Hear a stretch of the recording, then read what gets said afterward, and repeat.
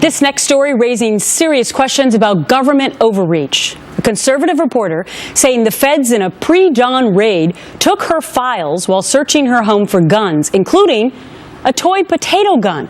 And she thinks the government may have an ulterior motive for conducting the search. Joining us now in her first TV interview, Audrey Hudson, Washington correspondent for the Colorado Observer. Great to see you, Audrey. Thanks for having me, Gretchen. All right, so let's go back to 1986, because I know that your husband had some sort of a gun charge back then. Is that what this all stems from? No, that has nothing to do with this. My husband was a federally licensed firearm dealer. However, what this has to do with is he purchased a potato launcher. It looks exactly like this. It's a novelty item. Right.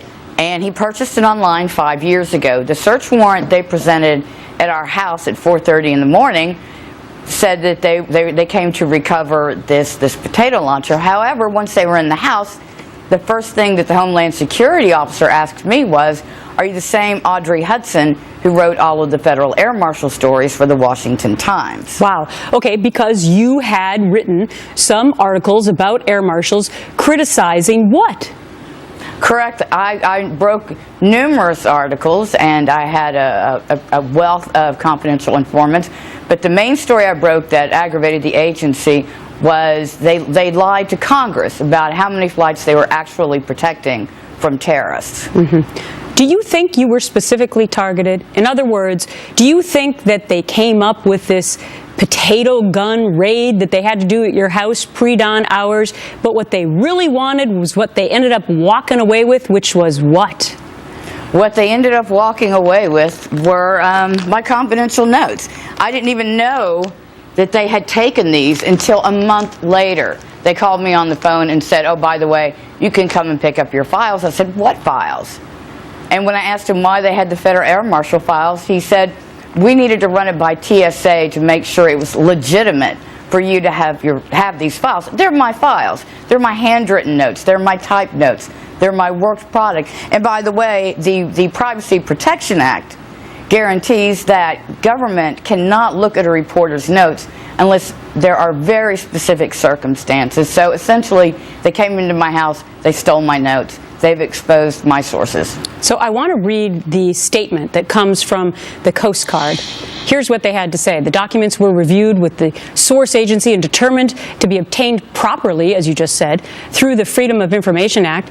The CG, Coast Guard employee, was notified that the documents were cleared, and the CG employee picked them up after signing for the documents. Or are they talking about your husband in that case being the CG employee?